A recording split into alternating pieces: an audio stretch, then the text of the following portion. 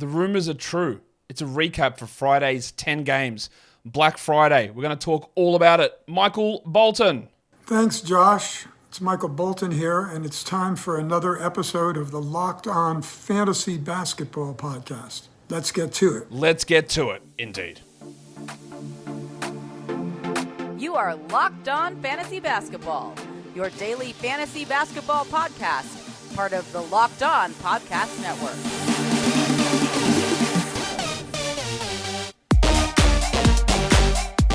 Hello and welcome to the Locked On Fantasy Basketball Podcast, brought to you by Basketball Monster. My name is Josh Lloyd, and I've got a little red truck hole in a Christmas tree. And I'm also the lead fantasy analyst at basketballmonster.com. And you can find me on Twitter, as always, at redrock_bball, on TikTok, at redrock_bball, and on Instagram, at Locked On Fantasy Basketball. Today's episode is brought to you by Game Time. Download the Game Time app and use the promo code LOCKEDONNBA for $20 off your first purchase. Thank you also for making Locked On Fantasy Basketball your first listen every day. We are free. We are available on all platforms. 10 games on. I don't think I'm going to do the full show, because I do have somewhere to be. It's the weekend. It's why I don't normally do a show on a day like this. But with Thanksgiving and no games yesterday and then 10 big boys on today, I thought I'd bring through a little bit of a recap show. So we'll get into it right now and talk about those 10 games from Friday. Just get you kick-started, though, with a little bit of news that has appeared. I did reference this on the Look Ahead show earlier today, but the NBA is opening that investigation into the Josh Giddey underage allegations. We'll find out more soon. Giddey's not on the injury report for tomorrow, so I'm guessing that he plays. I doubt the NBA is going to conclude this investigation within 24 hours, and that game is an early game tomorrow as well. I believe it's a 5 p.m. Eastern start time. So I expect that he plays, but who knows? Like, anything could crop up in that next period of time, and things aren't looking particularly good in that scenario. But obviously, we've got to wait for a little bit more information there on the investigation to come out before we know exactly what is or how that's going to play out. What we do know is that Jalen Williams is out for that game, and then out of nowhere, Walker Kessler has been upgraded to questionable. So there you go. I don't know whether he plays or not, but that potential stream of Kelly Olynyk may not work particularly well, which is not great after he comes back. After they finally put him in the starting lineup, he balls out, and then it's one game, and then Kessler's going to return. So we'll see exactly what happens there. I wouldn't drop Olynyk just yet if you added him, because A, we don't know that Kessler's returning, or B, we don't know what role they're going to give Olynyk when Kessler comes back, but obviously not a particularly strong, not the brightest of outlooks, with Kessler already upgraded there for Kelly Olynyk. Let's take a look at some waiver wire trends over the last 48 hours. The most added players, Jaime Jaquez is number one, up 32%. He is playing a lot of minutes. His production today was a little bit not good, but we'll talk about that later on. Craig Porter Jr. up 15%. That is definitely chasing, because we do expect that Donovan Mitchell plays tomorrow. I guess the advantage here is the Cavs have 3 games in 4 nights starting on Saturday. They've got the weekend back-to-back, but we could have both Mitchell and Okoro back, along with LeVert, who's already back. I'm not really sure where Porter fits in. So while that is a nice little, it was great to start the week, it's a nice little short-term boost for Craig Porter. I don't know how it's going to stick. Kyle Lowry up 15%. The Heat do play Friday, Saturday back-to-back. Lowry may not play on Saturday. That's not confirmed. Isaiah Joe up 13%. Again, I'm guessing this is Giddey-related stuff, so people have added Isaiah Joe. Cole Anthony up 12%. His last 3 games have been excellent. They've got a nice upcoming schedule, I believe, as well coming up. And with Marco Fultz still sidelined, he's doing a good job. And then Goga Bitadze, although we'll talk more about the Magic a little bit later. Goga had played well prior to today, and he was outshone a little bit in their big victory over the Boston Celtics. The most dropped players, number one is relatively obvious. It is Skylar Mays. He's down 44%. He can be dropped in 10s and 12s and 14s and probably nearly every league, honestly. He's not going to be a rotation player. Cam Reddish down 20%. He's still injured at the moment. Is he even playing in today's game? We'll find out when we get to that game, because I'm recording bits and pieces of this in advance.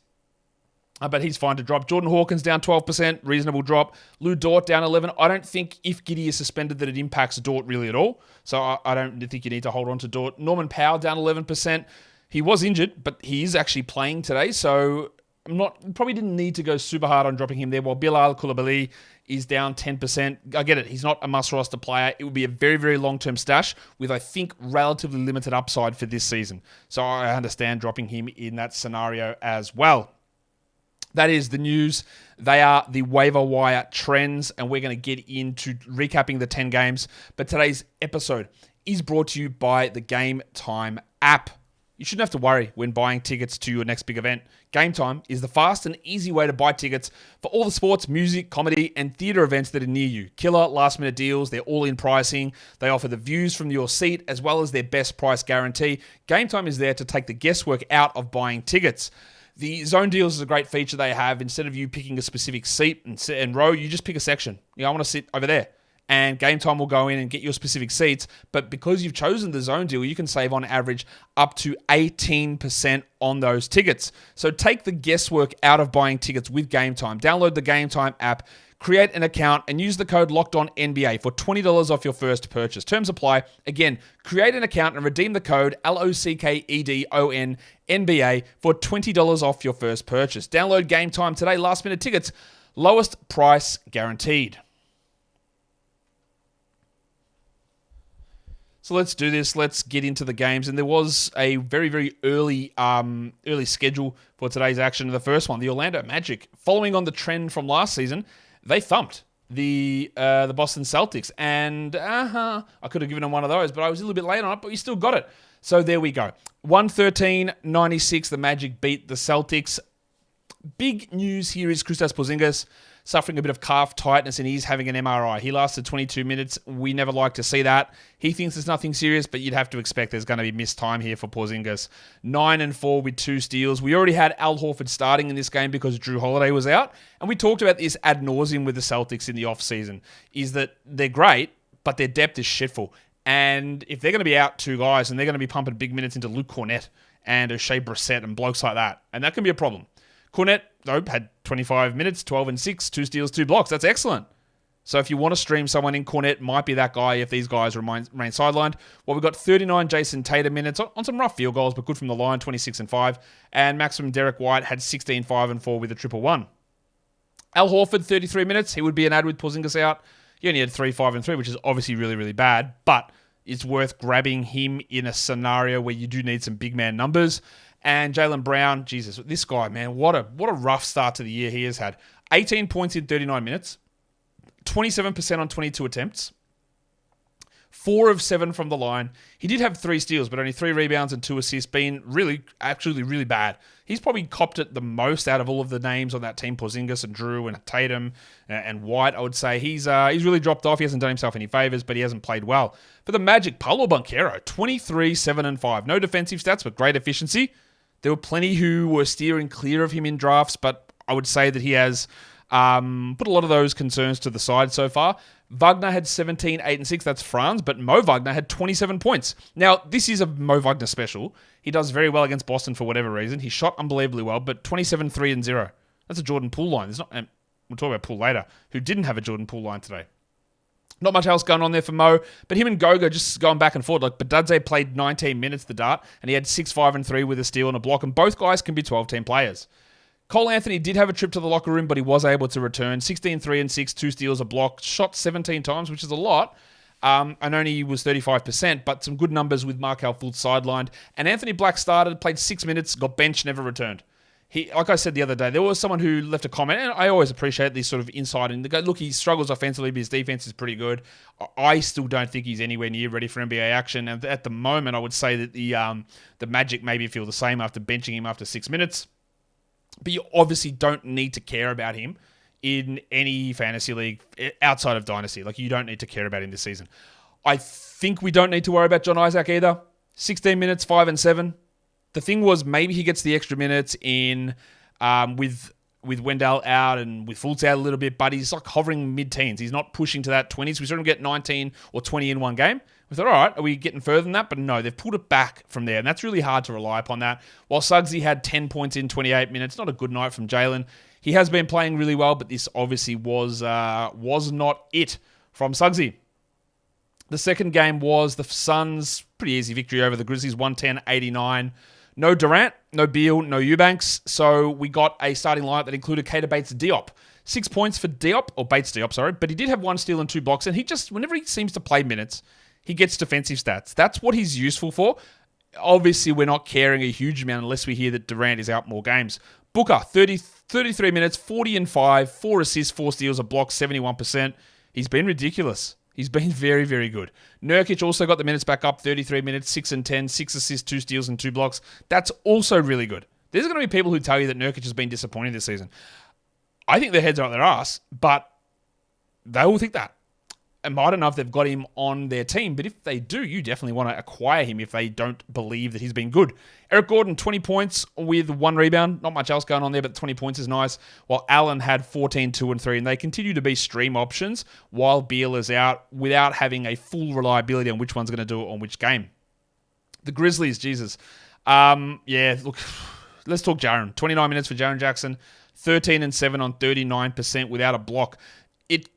I don't think it can get worse for Jaren Jackson, but as you're aware, and if you listen to my comments, and you don't have to, I mean, you listen to them, you don't have to believe them, you don't have to follow them, but if you did listen to my comments, you would have heard me say, I think it's insane to take him in the first round. I think it's insane to take him in the start of the second round.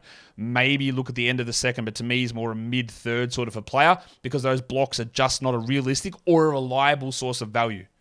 And it's been way worse than I thought. But he is absolutely transitioned into a buy low. The Steven Adams thing has killed him, and that's not coming back. But Ja Morant will help eventually. Biyombo, he's just being mid. He's okay to roster. I don't know if you 100% have to. 6 and 4 for Bismack in 29 minutes, while Des Bane played through the foot injury. I'm a little surprised he did. Probably shouldn't have. 6 points on 25% shooting, but 5 rebounds and 10 assists. Well, Santi Aldama, all right, you figure it out. 27 shots, 5 shots, 20 shots. Started every one of those games. One of them, yes, there was foul trouble and he played only 23 minutes, but still. The usage is good. The plus-minus is dreadful. The peripheral production's bad. He's a 12-team league guy for now. I don't see how it sticks, though. And David Roddy and Derrick Rose had the best fantasy value on the team, which gives you an indication. 17 points for Rose on 89%, while Roddy had 14 and 4 with 2 steals and a block. Roddy will do this, and then he'll go 0, 1, and 0 in 28 minutes in the next game, and I wouldn't add Rose or Roddy. Jacob Gilead started 6 points in 24 minutes. We don't need to roster him. This team continues to be disastrous. While John Concha, I think, played 33 minutes last game and had 1 point here in 18, so another one of those guys that you've just got no business being able to rely upon. The next one is the Miami Heat. They choke away a very, very sizable lead and lose in the end to the Knicks.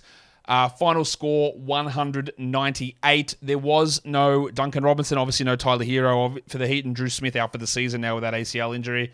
Jim Butler, 23 points, missed a key shot late, 37 minutes, while Adebayo returned for 21 and 12. A lot of guys with 2 steals on this team. Highsmith had 2, Lowry had 2, Richardson had 2, and Bam had 2.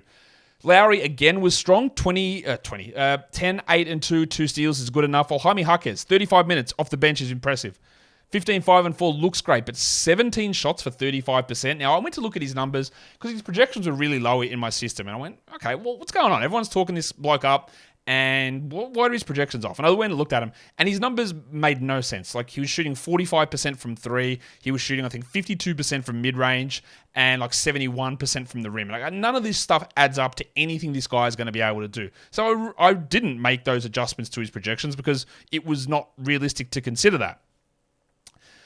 The efficiency fell way off here. I love that the assists are there and the rebounds are there and they're pumping a lot of minutes into him with these guys out. I'm just not convinced that he's anything more than an interesting fantasy option at times to stream versus being must roster. But they play again tomorrow, so we roll it out again.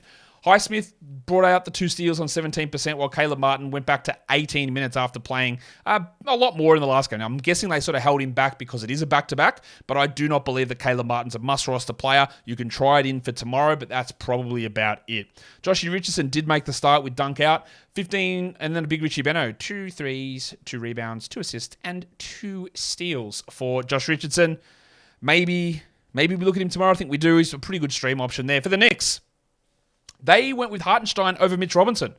Hartenstein part of the big unit. that was able to bring them back. And this has happened for the Knicks many times over the years. Is Hartenstein and quickly getting back into the game.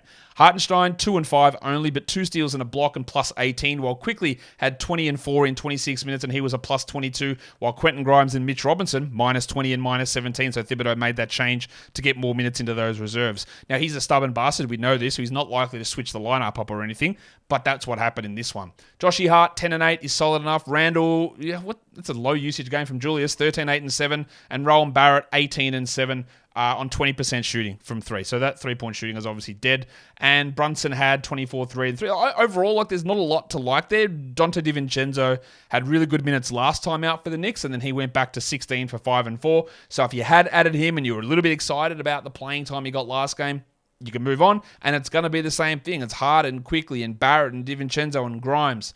And it's just a toss-up every single game, basically, to try and figure out who's going to get the minutes on a game-by-game basis. You stream them in, you hope you pick the right day, and that's realistically about all you can expect.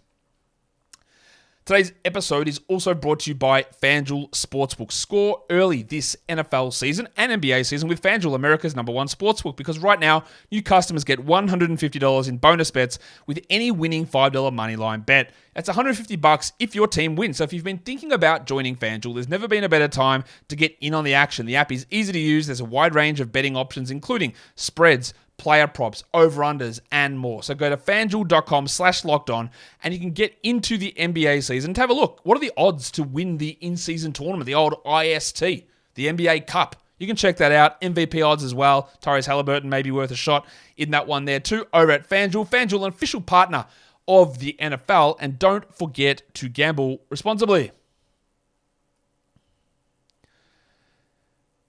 Let's go to the next game. It was the Toronto Raptors. My two favorite teams. The Raptors beating the Bulls 121-108. The final score. The Bulls were without... No, everyone's back. But then, of course, they lost Alex Caruso. What an absolute clockwork situation this is. Caruso starts, minutes up, plays well, gets hurt. Every time this shit happens. This man, unfortunately, cannot... It's turning a little... I don't want to say it. It's turning a little John Isaac, where his body just cannot do it. And that's annoying. 7-2 in 18 minutes. I don't know if he's going to miss any time. I don't know if it's serious. I don't know. But I do know that there is a clear pattern here with Caruso, and that means you probably can move on. Zach LaVine returned, 36, 4 and 3 on 70% shooting. Sick. No free throws. Who is he? DeAndre Ayton. Everything else looks pretty good, and it's good to get a bounce back. Well, what is also very encouraging is that Kobe White was solid enough with LaVine there. 14, 3 and 3, 4 triples, not blowing anyone away. And White actually entered this game with a questionable tag. I actually benched him in a lot of my leagues because I just didn't know if he was going to play. But good enough numbers. And now we turn from LaVine being pissed to DeRozan being pissed. He was angry at the end of the game because the Raptors were running up the score. Bro, can you learn the rules? I'm pretty sure the Raptors were already out, but these situations, sorry to you, DeMar, I hope you don't get too upset about this. Actually, I'm going to put you on this first. Man, people get so upset when I put that on their favorite player. That's so disrespectful. You can't do it. I can do it. DeMar is on wash watch. But getting upset that players shoot at the end of games, play harder. There's only a couple of sports that seem to do this to me, where you're not encouraged to just keep pounding your opponent. And a lot of this is cultural. Any sport here, if you're playing in Australian football, you're playing an opponent, you pump it into them. You want to beat them by as many as you can every game. 100 points? Cool. 150? Let's blow them out. That's what you try to do. They don't just start chipping it back and forward and, we're not going to have shots at goal. No one does that. Over in America, though, it's sorry, can't run up the score. It's disrespectful. It's disrespectful to be shit. Maybe be better. That's one of those things that I'll always, as my old man washed watch continues, I'll always be pissed about. Just play, man. And then getting upset that someone does something against that, mate. It's soft as shit, DeMar. You might want to focus on hitting some shots. 19 points on 44% with 56 from the line. That's 5 of 9. His elite free throws have not been as good this season. His 2-point percentage is well down. And he is not someone that I was interested in drafting much this season at all. And he's outside the top 75. And I think there is room to improve, but I also don't have him projected to improve that much. And it hasn't been good. Vooch, 9 points, low usage, 8 rebounds, 36%. Another man who is outside the top 50, outside the top 100 over his last 5 games. He's got some room to improve on some of his efficiency stuff, but it's not looking good. This team is disgusting. They need to blow all of it up post-haste. Good game from Patty Williams, though. By his standards, 12 and 5 with 2 threes in 22 minutes for the Raptors. Let's do our immediate check. What is the Siakam and Barnes usage test? Well, now I don't know what to do because it had been like one gets 26, one gets 21, and they alternate it back and forth. In this one, they were both low. I don't know what to do with that. Barnes, 17 usage. He was plus 19, and he got 2 blocks. 13, 10, and 6 with a steal and 2 blocks. Really, really strong line. He is settling in that 3rd, 4th round zone versus 1st and 2nd that he was earlier in the season. While Siakam had 18, 3, and 8 on 20 usage. I, again, don't know what to do with that. The Jedi, we've been waiting for a big game for OG Anunoby. The buy low bump kicks in, 26 and 6, 5 triples and a steal on 71%. And I don't know why I'm going to say this, but when I say buy low bump, I don't actually think that I'm encouraging them to play better. It's just that this is the way that variance tends to work. And when you're trying to look at the numbers, stuff will turn around. That's generally how I like to look at things. So while it always might seem like a coincidence or they're being motivated to do it, it's just generally the way this stuff happens. Schroeder was rough with his efficiency, 17, 0, and 5, while Jakob Poeltl. Good to get 31 minutes out of Jakob Poeltl. And if there's a player in the NBA that I have no idea what they're going to do minutes-wise, game by game, it's this bloke. 15, 10, and 3, 88% shooting. 1 of 5 from the line stinks, but the other stuff's really good, and I just don't know what's going to happen every game. While Achua had 8 and 7 with 3 blocks in 18 minutes, and Chris Boucher down to just the 10 minutes of playing time as my Raptors beat my Bulls. Let's go to Indiana and check out the Pacers and the Pistons. The Pistons lose 113-136. Jalen Duren returned, and these coaches just stick with the weirdest ideas. Oh, we're going to put him on the bench. We're going to ease him back in. Bro, he played 29 minutes, mate. What for? Why? Why bother? Anyway, 29 minutes for Duren. Passport legend had 13 and 13 with 4 assists on 50% shooting. Solid. Cade Cunningham played 38 minutes, and yes, he shot 39%. That's not very good at all, obviously. But he got to the line 9 times and hit all 9 of them. That is a W. 31, 3, and 5 is also a W. 2 threes is also a W. 38% usage is also a W. So as much as Cade has sucked this season, he hasn't been that bad. And it is starting to come around. Marvin Bagley started, had 3 blocks in 14 minutes, and honestly, probably the biggest surprise of the day right there. While Asar Thompson had 8 and 6 with 3 assists and a block in 30 minutes. Asar's usage was well down here. It's not that he's a high usage player at all, but we have seen his production really start to tumble after an insane start to the season. You're still holding him, obviously, but some drop-offs there in his numbers. Jaden Ivey was pretty good. 25, 2, and 3 with a 111. 56% shooting's good. He's been relatively efficient this season. There's a lot here that's weird, though. He shot 17% from 3 and 80% from 2. So overall, that stuff probably does end up coming down. Marcus Sasser, just 5 minutes. He's basically out of the rotation now. And Alec Burks down to 14 minutes and Killian Hayes down to 17. People are still rostering Burks and Hayes in 12-team leagues, and they obviously shouldn't, but you probably should add Ivy. Isaiah Stewart, 27 minutes, 10 and 6, 2 steals and a block. That's not a bad line, but with Duren back and Bogdanovic returning, I don't see how Stewart maintains 12-team value. If he's even had it at all, he hasn't, and I don't think you need to roster him. What else is going on with that team? Not much there. Oh, yeah, no, actually, that's true. 26 minutes for Isaiah Livers. Now, he's not going to be able to maintain that, I don't believe, when Bojan Bogdanovic returns, but the fact that his spacing is being used the way it is interesting to see how they use Bogdanovic. 2 games back and big 20 minutes plus for Livers already. He is a very poor permanent producer for fantasy, but his role is what I'm more interested in here. For the Pacers, only 27 minutes for Miles Turner. He had 5 fouls. But 23 and 10 and 5 blocks is excellent, while Halliburton had 26, 2 and 10 on 39%. It's a rare off night with field goal percentage.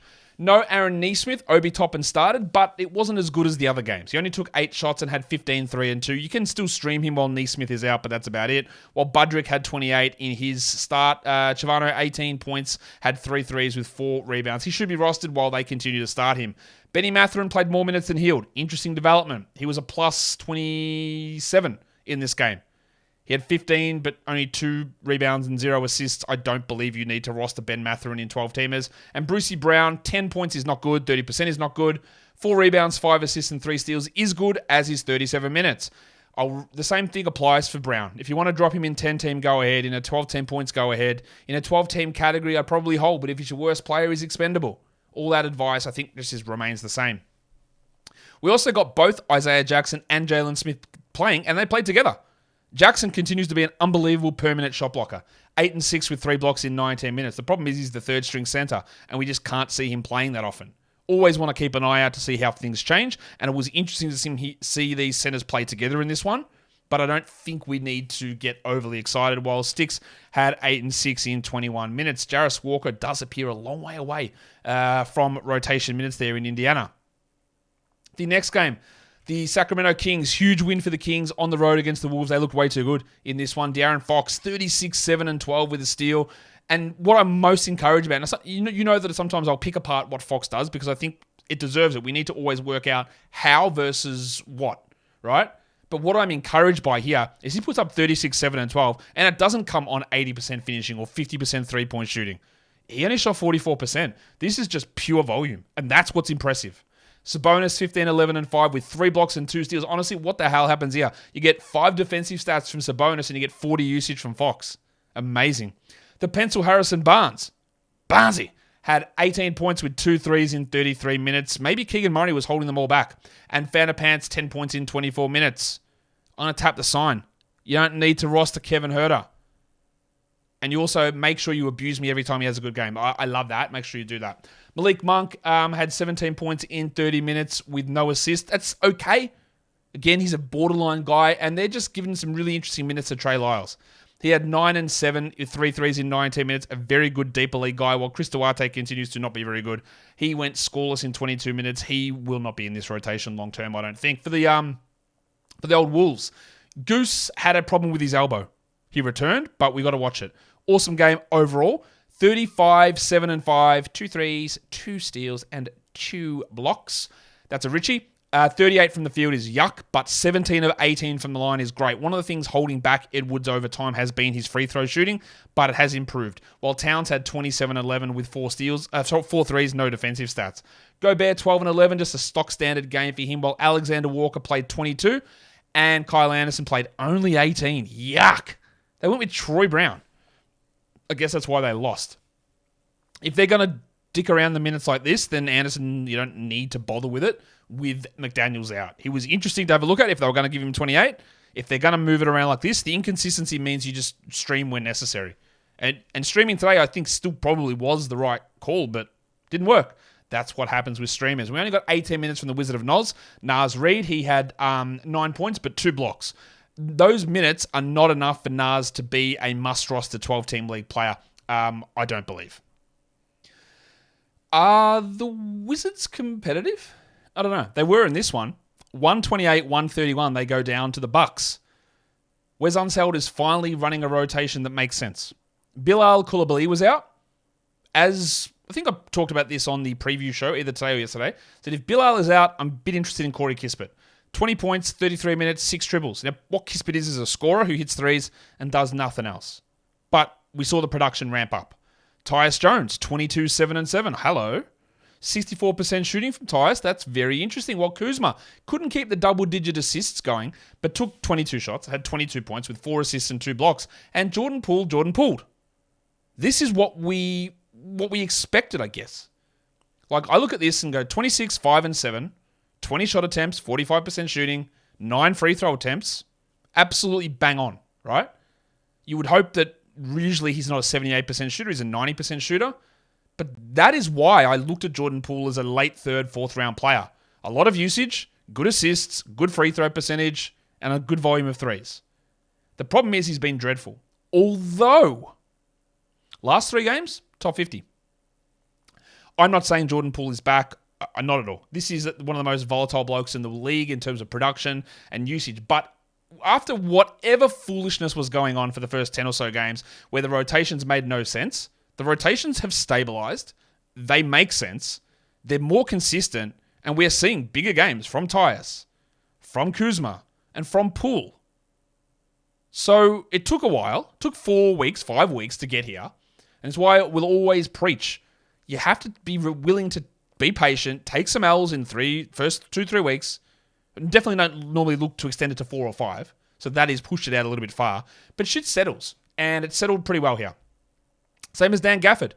Again, there are going to be people who tell you that Gafford's been a bust. Well, sick. I'd love a top 80 player you picked in the 90s to be a bust. 8 and 9, 4 assists, 1 steal, 2 blocks. I don't know what more you want. Again, there was ups and downs with minutes, and they were playing bloody Danilo Gallinari over him, which made no sense. But now they've figured out what makes more sense. It's working better. They're still shit, but there is more consistency in production. Avdia has really fallen apart after a really strong start to the season where he was taking all of Poole's shots. 2 points in 28 minutes, 17% shooting, 5 rebounds, 5 assists. Now, I think Avdia is a solid player, but I am nowhere near as high on Denny as other people are as a prospect. I think he's a totally serviceable player who on good teams probably isn't a starter. He can defend okay, he can handle okay. I don't trust his shooting or his offense. I don't look at it as some egregious sin that they don't pump every available developmental minute into Denny. I think he's fine. I think he's okay. I don't think he's a high-level prospect personally. But I've never thought that about him coming into the draft either.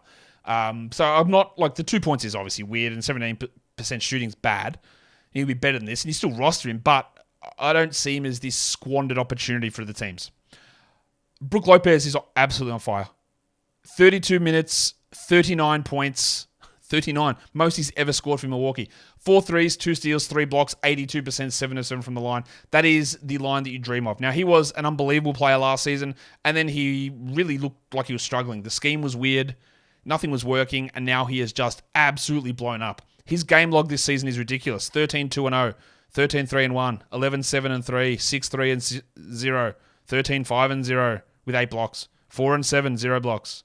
2 points, 9 points, and then 15-7, 6 blocks, 12-3, 2 blocks, 16-9, 5 blocks, and then 28-7 today. First time he's gone over 20 points. 28 points yesterday, 39 today. Last 2 games are the only times he's gone over 20 points, but he is absolutely flying. He went from a guy that was really struggling to a guy that's turned into maybe a sell high. Well, actually, and I know you'll disagree. Well, Josh, you just think he's a sell high because you were down on him. No, I just think he's a sell high because he's hitting 78% of his twos. And I just think that that's probably got 20 percentage points of regression, maybe, perhaps, at least 10.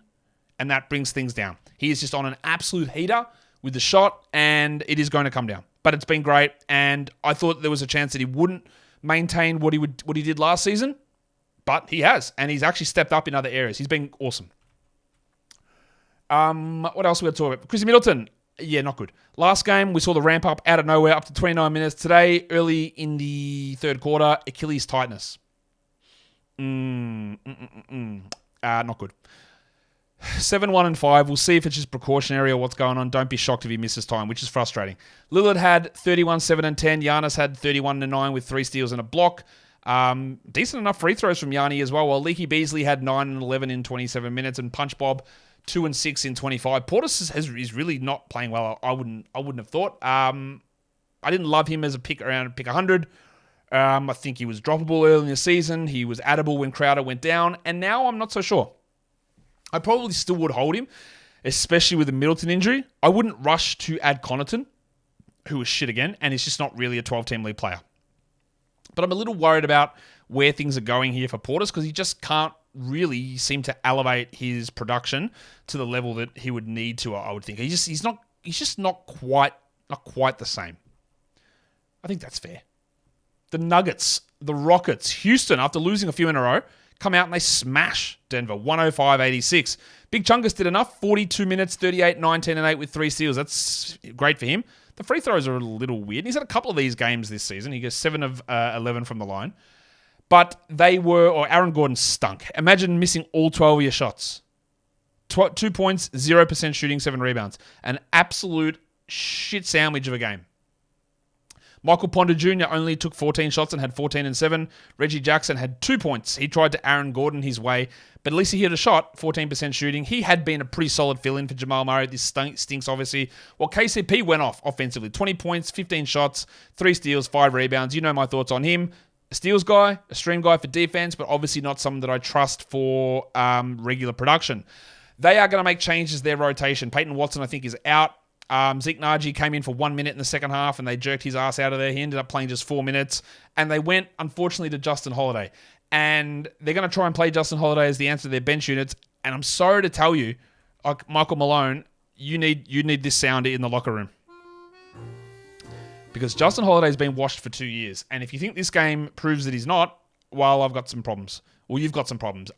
Their bench is an issue. And also, this is another great example of this, right? A great example. This is not a blanket rule, much like it's not a blanket rule the other way. The Nuggets got really interesting success out of Christian Brown last season, an older player who contributed in the finals. So they went, all right, we need to draft upperclassmen in college because they're NBA ready. Let's load up on NBA ready players. Julian Strouder. 10th year senior Jalen Pickett. Not really, but 5th year. Hunter Tyson. Let's load up. They're going to be NBA ready. And this is just one of the biggest fallacies that exists. The reason they have stayed in college as long as they have is because they weren't good enough for the NBA. And if they were good enough for the NBA, they would have been in the draft 4 years earlier. It's not to say that these older players can't become good or can't become useful, but teams use this still as a blanket rule. Nah, he's NBA ready. He's NBA ready. He's got all the college experience. He's NBA ready. The reason they stay in college is because they're not good enough for the NBA at younger ages. So what happened here? We had Pickett play 0 minutes. We had Tyson play 0 minutes. You had Strouder go scoreless in 6 minutes.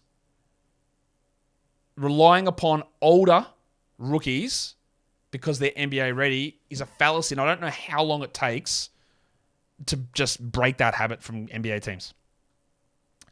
How about Şengün? 43 minutes going up against baby Şengün in Jokic. 21, 15, and 8 with 2 steals and a block for Alperen, who's been amazing. While Van Vliet, just the 39 minutes, 17, 6, and 11, a steal and 2 blocks. Are the defensive stats coming back? Let's hope so.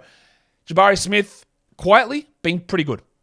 16 and 15, 2 threes, steal and a block. His 2-point percentage is way up. And Jalen Green, also really good. 25 and 5, 3 steals and 3 threes. That's 2 good ones in a row from Jalen. There were 2 or 3 shit ones in a row before that. I still believe you want to roster him, but it is going to be pretty up and down. Also, the Houston Rockets tweeting out an over-under on the amount of 3-point attempts sponsored by DraftKings that Jalen Green takes.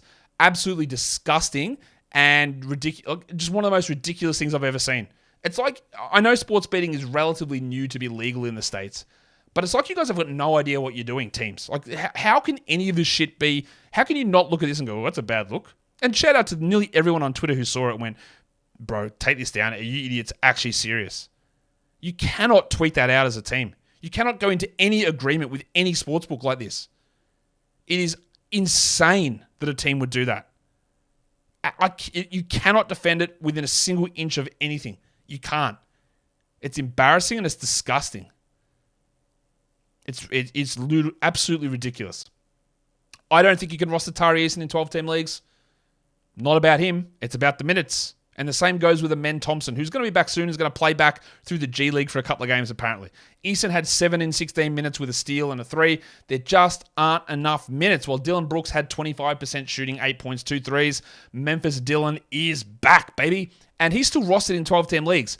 I feel like the 69% of 12-team leagues that are rostering Dylan Brooks haven't checked their rosters for 2 weeks. Why is he still rostered in that many leagues? That needs to be fixed. There's no way that should be the reality.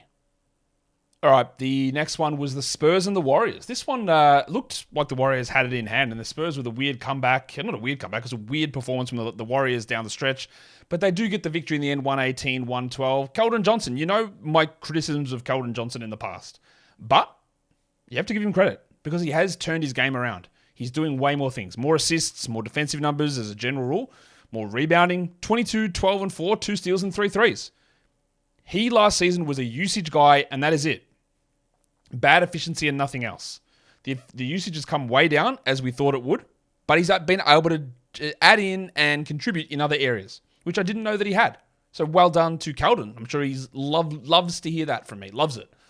Big game from him. Wembanyama, 22 and 8 with 2 blocks on 44%, taking a lot of shots. Pretty good game from him. While Vassell played off the bench, just start him. What are you waiting for here?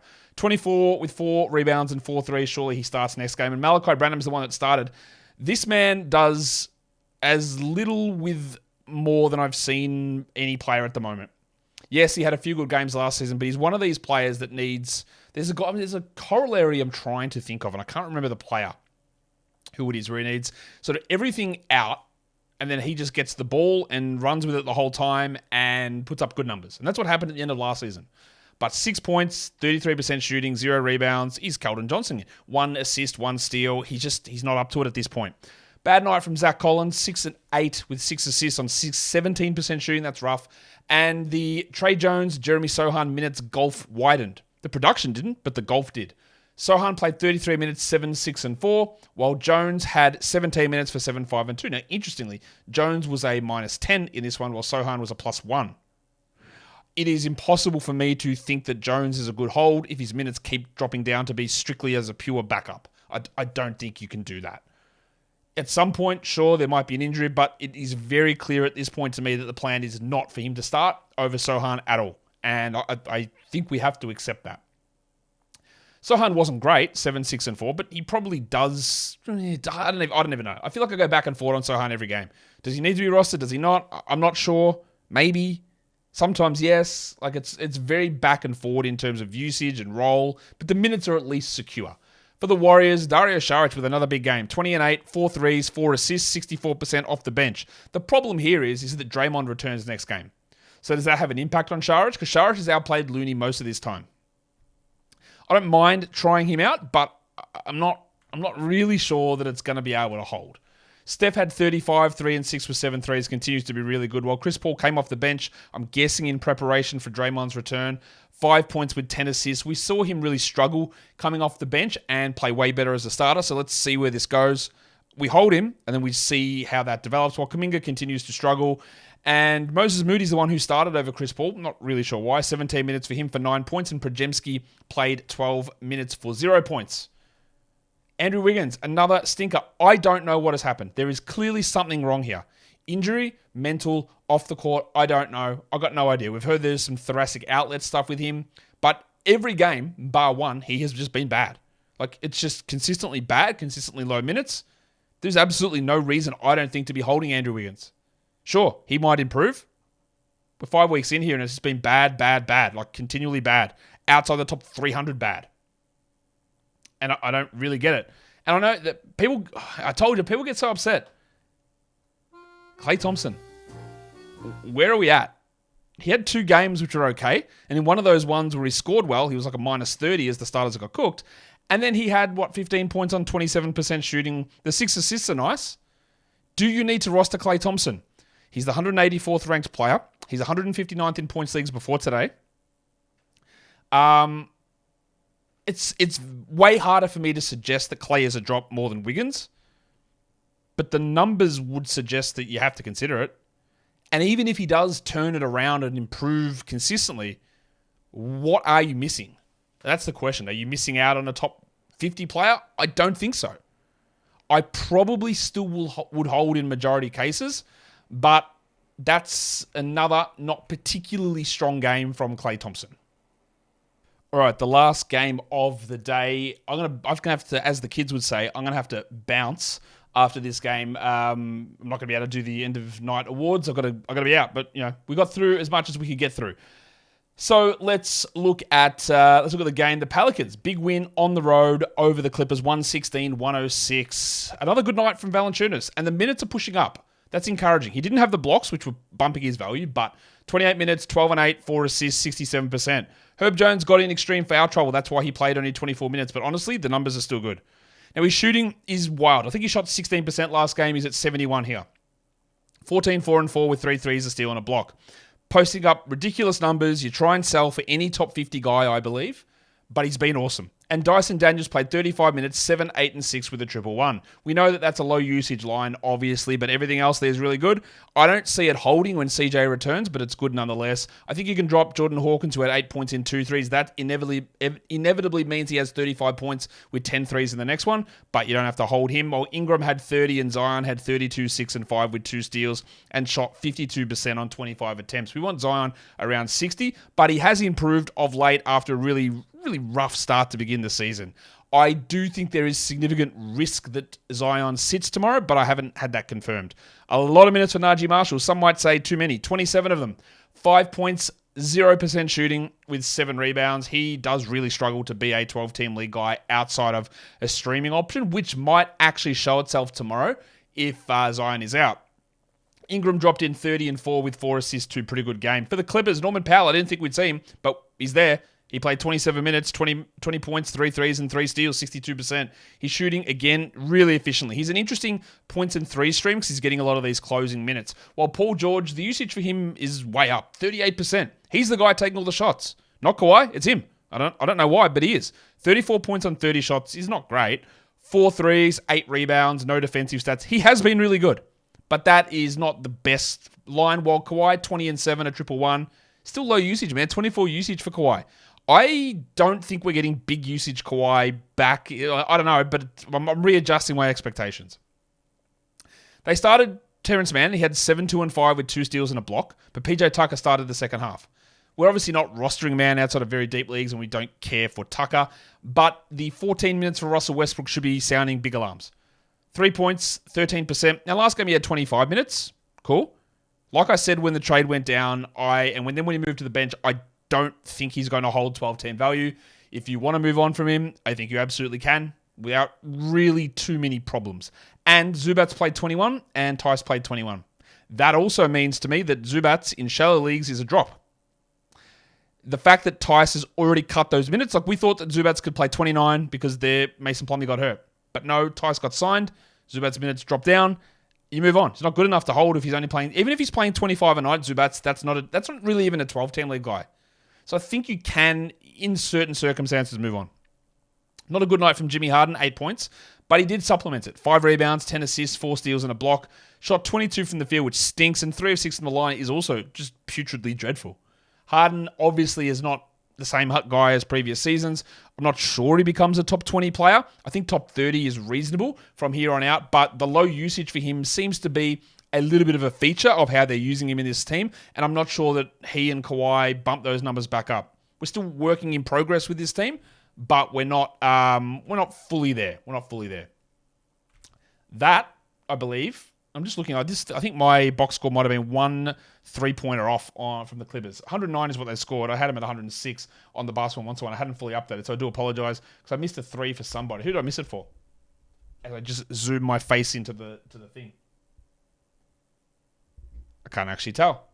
Not sure it really matters. Anyway, 116, 109 was the final score for the Pelicans there over the Clippers. And that's it. Thanks, guys, for being a part of the show. Thanks for watching. Thanks for liking. Thanks for everything. Sorry it's not a full show, so I'm not doing the monstrous line of the night, all that sort of stuff. I really do have to boot. So, thumb it up, subscribe, follow, all that sort of stuff, guys. We are done here. Thank you so much for listening, everyone. See ya.